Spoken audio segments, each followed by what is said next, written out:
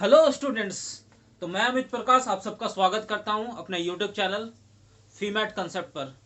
तो पिछले दो वीडियोस में दो पार्ट में हमने डिस्कस कर लिया था इंट्रोडक्शन, कंसेप्ट्स एंड दो एग्जांपल भी देखा था। थर्ड पार्ट में फिर से हम class 10th mathematics chapter 11 area related to circle पर बात करेंगे। इस वीडियो में हम एनसीईआरटी के एक्सरसाइज के क्वेश्चंस करेंगे। कुछ वैसे क्वेश्चंस करेंगे जैसे रेफरेंस क्वेश्चंस, जिनको करने के बाद आप कंसेप्ट सीख जाओ और उनके बेसिस पर आप रेस्ट ऑफ द क्वेश्चंस, बाकी के क्वेश्चंस भी आप सॉल्व कर सकते हो। तो चलिए एनसीईआरटी एक्सरसाइज के कुछ क्वेश्चंस को डिस्कस करते हैं। तो सबसे पहले क्वेश्चन नंबर 2 को डिस्कस करते हैं। क्वेश्चन क्या है देख लेते हैं। Find the area of a quadrant of a circle whose circumference is 22 centimetre. हमें क्वाड्रेंट की एरिया निकालना है। Area of a quadrant of a circle जिसकी सरकमफ्रेंस दी गई है, ठीक है। आपको पता है कि एरिया ऑफ क्वाड्रेंट भी क्या है, एक सेक्टर ही है। ये सर्कल है, ये सेंटर है। क्वाड्रेंट मीन्स जब किसी सर्कल को 4 इक्वल पार्ट्स में हम डिवाइड कर देंगे तो किसी एक पार्ट को हम, हर एक पार्ट को हम क्वाड्रेंट कहते हैं। आपको पता है टोटल 360 डिग्री होती है। तो एक क्वाड्रेंट की जो एंगल हो सकती है वो होगी 90 डिग्री। और आप देख सकते हो एक क्वाड्रेंट भी क्या है, एक सेक्टर है। एक सेक्टर है जिसमें ये दो रेडियस है, ये आर्क हो गया और यहां पर एंगल 90 डिग्री बन रही है। हमें किसी भी क्वाड्रेंट का एरिया निकालना है। चलिए इसी क्वाड्रेंट का एरिया निकालते हैं। इस क्वाड्रेंट के एरिया निकालने के लिए, ये है तो सेक्टर, तो एरिया ऑफ सेक्टर का फॉर्मूला लिख लेते हैं। Area of sector, area of sector क्या होती है, theta by 360 into pi are square. Theta हमें पता है 90 डिग्री, पर रेडियस नहीं पता है। तो रेडियस निकालने के लिए क्या करना पड़ेगा, हमारे पास क्या गिवन है, सरकमफ्रेंस। तो सरकमफ्रेंस का यूज करते हैं। आप सबको पता है students, circumference of the circle क्या होती है, 2 पाई आर। तो यहां पर आपका 2 पाई आर जो है सरकमफ्रेंस, वो कितना है गिवन है, 22 सेंटीमीटर। अगर यहां से आर निकालना हो रेडियस तो कैसे निकालोगे, 22 divided by 2 pi, 22 divided by 2 pi centimetre. तो इतना हमारा रेडियस निकल गया। अब इस रेडियस की वैल्यू को वहां पर पुट कर देंगे एरिया ऑफ सेक्टर के फॉर्मूले में, और हमारा आराम से एरिया ऑफ क्वाड्रेंट या सेक्टर निकल जाएगा। तो यहां पर हम देख लेते हैं एरिया ऑफ सेक्टर, जिसे हम यहां पर अभी फिलहाल 90 डिग्री के लिए क्वाड्रेंट कहेंगे। थीटा कितना है, 90 डिग्री। थीटा के प्लेस पे क्या पुट करेंगे students, 90 degree divided by 360 into पाई की वैल्यू कितनी लेनी है, 22/7, और रेडियस कितना है हमारा, 22/2 पाई, 22/2 पाई, 22/2 पाई। यहां से आप कट करोगे तो 2 11 जा कट जाएगा, ये कटेगा 9 4 जा, क्या बच गया, 1/4 इंटू 22/7 इंटू 11/पाई इंटू 11/पाई। अब इन पाई की वैल्यू को भी हम यहाँ पर पुट कर सकते हैं। जब इन पाई की वैल्यूज को हम यहाँ पर पुट करेंगे तो क्या होगा, आप देख सकते हैं 1/4 इंटू 22/7 इंटू 11, पाई की वैल्यू पुट करेंगे तो क्या होगा, 22/7, 22 नीचे आएगा, 7 ऊपर चला जाएगा। फिर से इसमें 11 बाई पाई की वैल्यू पुट करेंगे 22/7, 22 नीचे ही रहेगा, 7 आप न्यूमरेटर में ला सकते हो। अब यहाँ से ये 22 कट गया, ये 7 यहाँ से कैंसिल आउट हो गया। आप इस 11 से इस 22 को कैंसिल आउट कर सकते हो, 11 2 जा 22, क्या बचा ऊपर में क्या क्या बचा है, 7 और 11, और कुछ भी नहीं बचा, देख सकते हैं स्टूडेंट, 7 और 11, तो ये क्या हो जाएगा 77। नीचे क्या बचा है, 4 और 2, 4 एंड 2, 4 2 जा 8, तो इतना सेंटीमीटर स्क्वायर है। अब इसको आप सॉल्व करोगे तो पॉइंट में आ सकता है, और आप यहाँ भी छोड़ सकते हो, तो यही आपका आंसर है। कभी भी ऐसा क्वेश्चन आए जिसमें सर्कमफ्रेंस गिवन हो, तो सबसे पहले आप रेडियस फाइंड करोगे, फिर एरिया ऑफ सेक्टर का फॉर्मूला लोगे और उसमें पुट करोगे रेडियस के प्लेस पर और निकाल लोगे। क्वाड्रेंट पूछा जाए तो वो भी एक सेक्टर होता है जिसका ऑलरेडी एंगल उसमें गिवन है, नोन है, अंडरस्टूड है कि वो 90 डिग्री होगा। तो ऐसे क्वेश्चंस को आप ऐसे ही सॉल्व करोगे, ठीक है। तो चलिए नेक्स्ट क्वेश्चन डिस्कस करते हैं, क्वेश्चन नंबर 3 उसी एक्सरसाइज का। ये भी बहुत इंपॉर्टेंट क्वेश्चन है, थोड़ा अलग टाइप का है, तो इस टाइप का भी क्वेश्चंस बहुत ही इंपॉर्टेंट होते हैं, एग्जाम में आते हैं। चलिए देख लेते हैं कैसे सॉल्व होगा। The length of the minute hand of a clock is 14 centimetre. एक क्लॉक का मिनट हैंड की लेंथ दी गई है 14 centimetre. Find the area swept by the minute hand. हमें एरिया निकालना है कि कितना एरिया मिनट हैंड ने स्वेप्ट किया, कितने मिनट में, 5 मिनट्स में। 5 मिनट में मिनट हैंड ने कितना एरिया स्वेप्ट किया, उस स्वेप्ट एरिया का जो कि सेक्टर बनने वाला है, उस एरिया का हमें वैल्यू निकालना है। तो आप देख सकते हैं ये सर्कल है, ये सेंटर हो गया। अगर इसे क्लॉक समझो, क्योंकि क्लॉक ऑलमोस्ट सर्कल के शेप की होती है, तो आप देखो यहाँ पर 12 हो गया, ये 6 हो गया, ये 3 है, ये 9 है, ये 1 2। अगर मिनट हैंड यहाँ पर है, अभी मान लेते हैं सपोज कि मिनट हैंड अभी 12 को मार्क कर रही है, 5 मिनट में ये कहाँ की तरफ जाएगा, 1 की तरफ चला जाएगा, 12 से 1 पर चला जाएगा। तो ये जो एरिया स्वेप हुआ यहाँ पर, ये जो एरिया स्वेप हुआ यहाँ पर, ये इस एरिया इसकी एरिया निकालनी है, इस सेक्टर की एरिया निकालनी है। आप देख सकते हैं ये सेक्टर बन रहा है यहाँ पर, तो हमें सबसे पहले ये फाइंड करना है कि यहाँ पर एंगल कितना बनेगा, क्योंकि एरिया ऑफ सेक्टर में जो फॉर्मूला होता है आपको पता है, area of sector theta by 360 into pi are square. R पता है क्या, हाँ 14 सेंटीमीटर। ये जो मिनट हैंड, जो क्लॉक की मिनट हैंड है, उसकी जो लेंथ है वही हमारी रेडियस होने वाली है। तो ये जो लेंथ है ना मिनट हैंड की, यही हमारी यहाँ रेडियस हो जाएगी। इस तरीके से अगर देखा जाए तो मिनट हैंड की लेंथ क्या है, 14 सेंटीमीटर, तो हमारी रेडियस क्या है, 14 सेंटीमीटर। लेकिन हमें क्या नहीं पता है, एंगल नहीं पता है।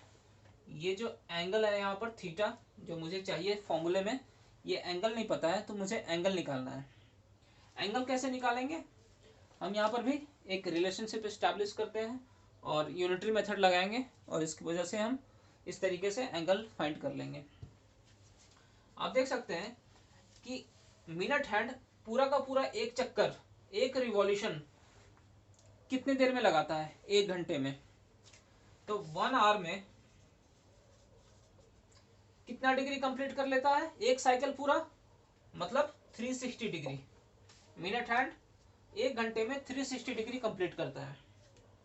1 घंटे का मतलब 60 मिनट, मतलब 60 मिनट में 360 डिग्री मिनट हैंड कंप्लीट करता है। मुझे कितने के लिए निकालना है, आपको क्वेश्चन में यहाँ गिवन है कि 5 मिनट में ये मिनट हैंड 5 मिनट में कितना एरिया स्वेप करेगा। 60 मिनट में 360 डिग्री है, देयरफॉर 5 मिनट के लिए क्या होगा, अगर 5 मिनट के लिए निकालना है तो 360 डिग्री डिवाइडेड बाई 60 इंटू 5। मैंने यहाँ पर यूनिटरी मेथड लगाया और इस तरीके से आप निकाल सकते हो। ये क्या हो जाएगा, 0 0 काट लो, 6 6 जा 36, 6 5 जा 30, तो 30 डिग्री। तो ये जो थीटा है यहाँ पर 5 मिनट में जो स्वेप करेगा मिनट हैंड, वो थीटा की वैल्यू क्या निकल गई, 30 degree.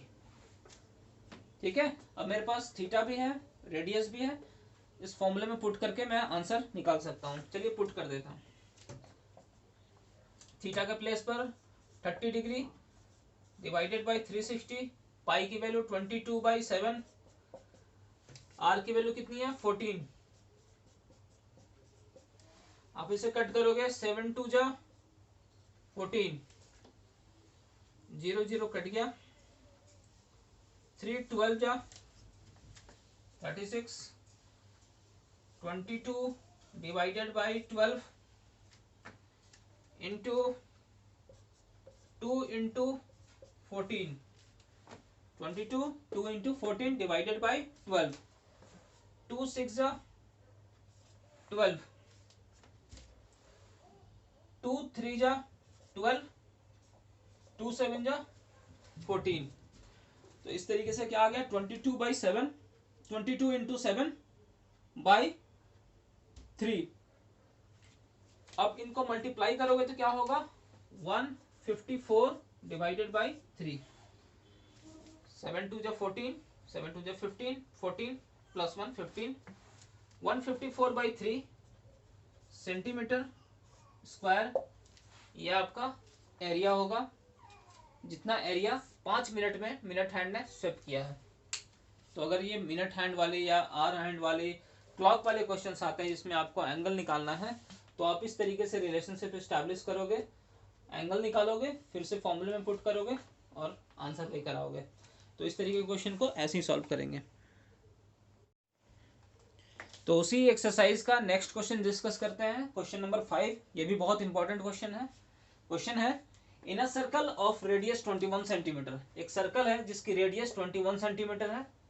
N arc subtends an angle of 60 degree. एक आर्क है ए बी जो कितना डिग्री एंगल सबटेंड कर रहा है सेंटर पर 60 डिग्री। एट द सेंटर हमें क्या करना है, 3 चीजें फाइंड करनी है। पहला, find the length of an arc. इस आर्क की लेंथ निकालनी है। ए बी आर्क है ना, उसकी लेंथ फाइंड करनी है। दूसरा, area of sector form by the arc. इस आर्क की वजह से जो एरिया ऑफ सेक्टर फॉर्म हो रहा है वो सेक्टर का एरिया निकालना है। सेकंड, थर्ड है area of the segment formed by the corresponding chord. ये ए बी हमारी एक कॉर्ड है, इस कॉर्ड के करस्पॉन्डिंग जो सेगमेंट है ये वाली सेगमेंट है नीचे वाली, इस सेगमेंट का एरिया निकालना है। तो तीनों चीजें निकालनी है इसमें, एक एक करके फाइंड करते हैं, देखते हैं कैसे क्या होता है। तो सबसे पहला अगर फर्स्ट हम फाइंड करें length of an arc. Length of an arc का फॉर्मूला क्या है आप सबको पता है स्टूडेंट्स, पुराने वीडियो में मैंने डिस्कस कर लिया है। लेंथ ऑफ एन आर्क, जो स्टूडेंट्स मेरे पुराने वीडियो नहीं देखे हैं जाकर देख सकते हैं, उस पर मैंने डिस्कस किया हुआ है। लेंथ ऑफ एन आर्क, उसका फॉर्मूला था theta by 360 into 2πr। 2πr means circumference of the circle. Theta की वैल्यू मुझे पता है, रेडियस पता है, तो यहाँ पर आप पुट करके आराम से निकाल सकते हो। 60/360 इंटू 2 इंटू 22/7 इंटू रेडियस की वैल्यू कितनी है 21। आप इनको सॉल्व करोगे, इसको 6 6 जा 36, 2 3 जा 6, 3 7 जा 21 और ये 7 7 कैंसिल आउट हो जाएगा, तो सिर्फ क्या बचेगा 22 सेंटीमीटर। क्योंकि मैं लेंथ की बात कर रहा हूं अभी, तो आंसर सेंटीमीटर में होगा 22 सेंटीमीटर। ठीक है, इसको रब कर देते हैं, नेक्स्ट पर डिस्कस करते हैं। नेक्स्ट पार्ट, नेक्स्ट में क्या निकालना है हमें, area of sector form by the arc. तो चलिए एरिया ऑफ सेक्टर निकालते हैं।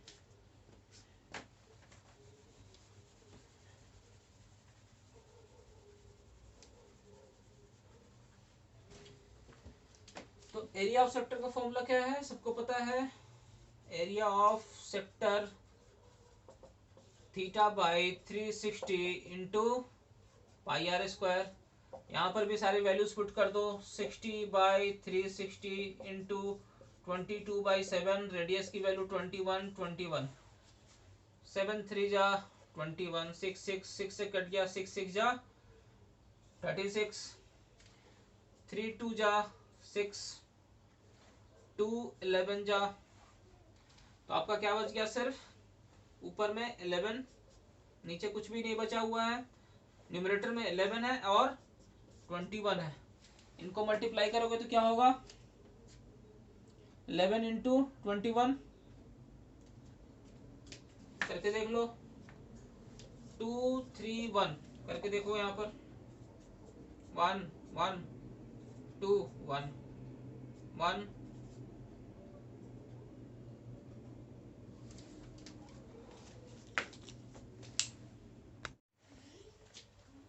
तो आंसर है 2 3 1, 2 1 जा 2, 231 सेंटीमीटर स्क्वायर।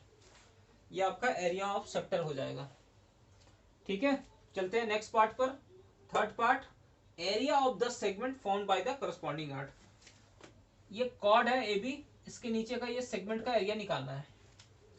तो इस सेगमेंट का एरिया निकालने के लिए मैंने आपको पिछले वीडियो में बताया था कि कैसे इस सेगमेंट का एरिया निकालेंगे।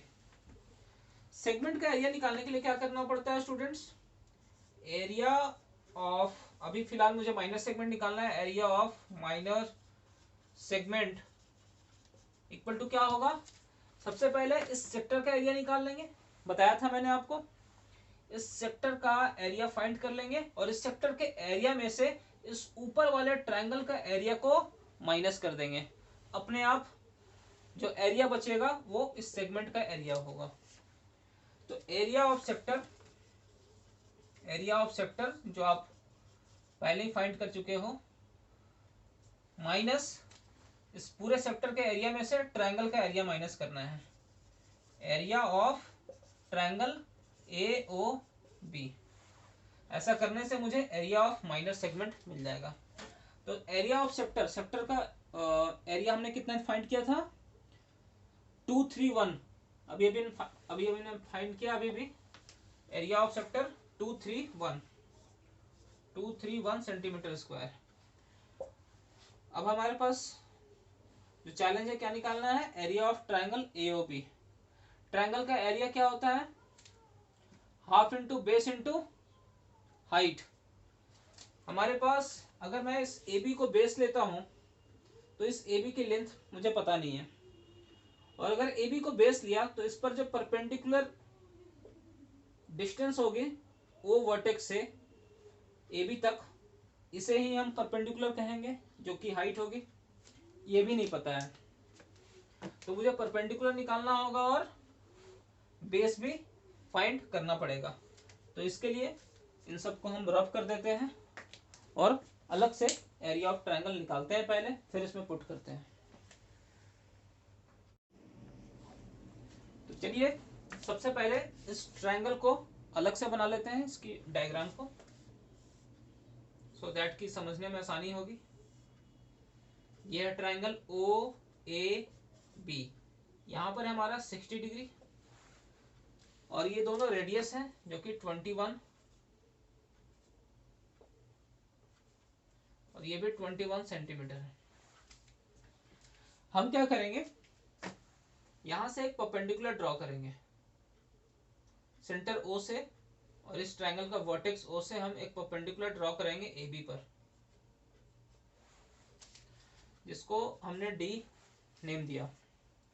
अब ये दो ट्रायंगल हो गए, क्या ये दोनों ट्रायंगल कॉन्ग्रुएंट होंगे, प्रूफ कर सकते हो?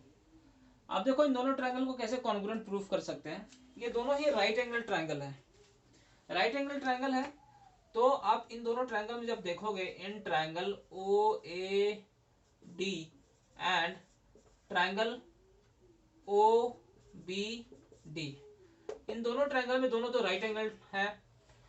एक इनकी side O A equal to क्या हो गया, ओ बी, दोनों रेडियस है, तो O A equal to O B लिख सकते हो, क्यों, दोनों रेडियस है, radii. OD equal to OD क्या हो गया, कॉमन, ये ओडी दोनों ही ट्रायंगल में कॉमन है, और एक 90 डिग्री है जो कि मैंने बताया राइट एंगल ट्रायंगल है। तो आप आरएचएस कॉन्ग्रुएंसी से इन दोनों ट्रायंगल को क्या कह सकते हो, triangle O A D is congruent to triangle O B D by RHS congruency rule. जब ये दोनों ट्रायंगल कॉन्ग्रुएंट हो गए तो बिल्कुल ये आइडेंटिकल हो गए, इनके करस्पॉन्डिंग साइड्स और करस्पॉन्डिंग एंगल्स बिल्कुल इक्वल है। इस वजह से इस ट्रायंगल का ये वाला एंगल और ये एंगल इक्वल हो गया। वैसे पहले से भी ये इक्वल थे, क्योंकि ये दोनों साइड्स इक्वल हैं, तो आइसोसेलेस ट्रायंगल था, तो अपोजिट एंगल्स इनके इक्वल थे। ये दोनों एंगल्स तो पहले से इक्वल हैं, पर ये एंगल और ये एंगल बाइसिपिसिटी यहाँ हम इक्वल कह सकते हैं। तो angle this equal to angle this, angle A O D is equal to B O D, जो कि 30 डिग्री होगा। तो यहाँ पर भी 30 डिग्री हो गया और ये भी 30 डिग्री हो गया। इक्वल हाफ में डिवाइड हो जाएगा क्योंकि ये दोनों इक्वल हैं। और बाइसिपिसिटी से क्या कह सकते हो कि side A D is equal to D B. Side A D किसके इक्वल हो गया? डी बी के। ये दोनों ही बाइसिपिसिटी कह सकते हो क्योंकि दोनों ट्रायंगल कॉन्ग्रुएंट है। तो corresponding parts of congruent triangles, ये करस्पॉन्डिंग पार्ट्स हैं कॉन्ग्रुएंट ट्रायंगल के, आप इनको इक्वल कह सकते हो। तो ये ए डी डी बी के इक्वल हो गया और ये दोनों एंगल्स इक्वल हो गए। अब इनकी मदद से हम आगे फाइंड करते हैं। चलिए इसको रब कर देते हैं।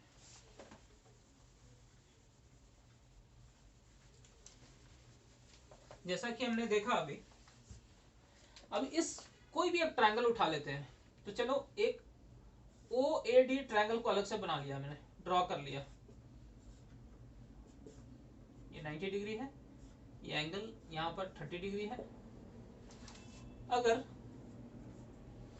अगर मैं यहाँ पर cos थीटा लूं, ये 90 डिग्री है और इस 30 डिग्री को मैं एक्यूट एंगल कंसिडर कर रहा हूँ।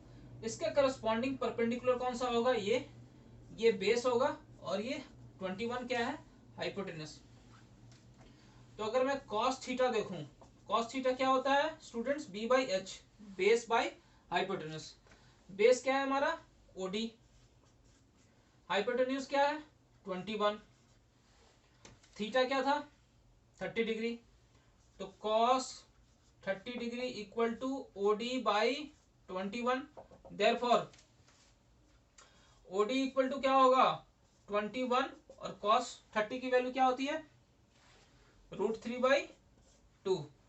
तो आप लिख सकते हो 21 √3/2। अगर मैं sin 30 निकालू, यहाँ पर sin 30 इक्वल टू क्या होगा? p by H. परपेंडिकुलर क्या है? एडी। एच क्या है? हाइपोटेन्यूज 21। sin 30 की वैल्यू 1/2, एडी बाई 21। अगर एडी निकालना हो तो क्या करोगे? 21/2 सेंटीमीटर। पर ओडी हमारा यहाँ पर निकल गया। ओडी हमारी क्या है? हाइट है, हाइट ऑफ दिस ट्राइंगल, जो कि क्या है? हाइट किसके इक्वल हो गई? 21 √3/2 के। और एडी हमारा 21/2 है, लेकिन मुझे चाहिए क्या? AB। और आपको पता है कि AD इक्वल टू क्या है? DB। That means AB equal to क्या होगा? Twice of AD। 2 into 21/2, 2 cancel out हो गया, 21 सेंटीमीटर। तो आपका बेस जो है AB वो क्या हो गया? 21 सेंटीमीटर। तो आपके इस ट्रायंगल का हमारे पास बेस निकल कर आ गया है और हाइट भी निकल के आ गई है। अब हम एरिया ऑफ ट्रायंगल निकाल सकते हैं, फिर उसे एरिया ऑफ सेक्टर से माइनस कर सकते हैं। चलिए इसको रब कर लेते हैं।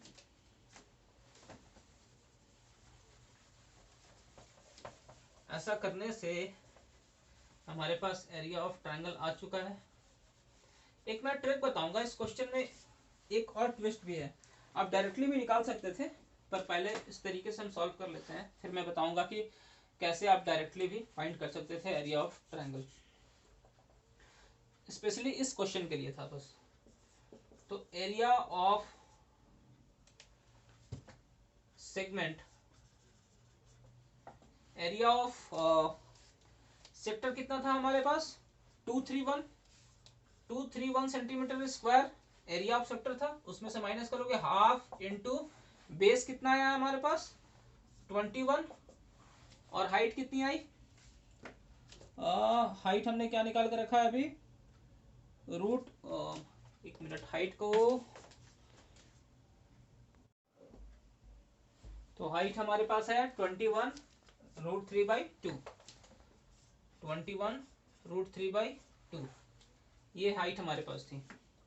इसको आप मल्टीप्लाई करोगे कितना आएगा, 231 माइनस 21 इंटू 21√3, 2 जा 4।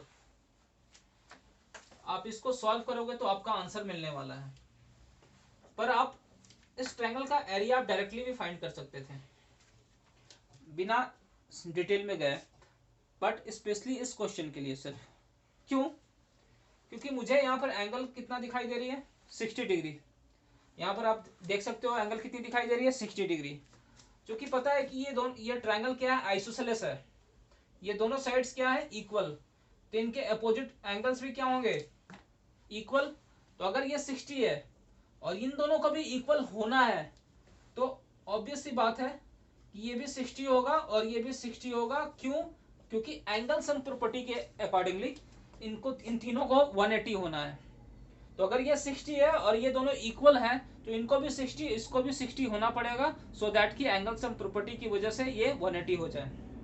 इस तरीके से आप देख सकते हो कि अगर ऑल द एंगल्स किसी ट्रायंगल के 60 डिग्री है तो वो ट्रायंगल क्या होगा, इक्विलेटरल ट्रायंगल होगा।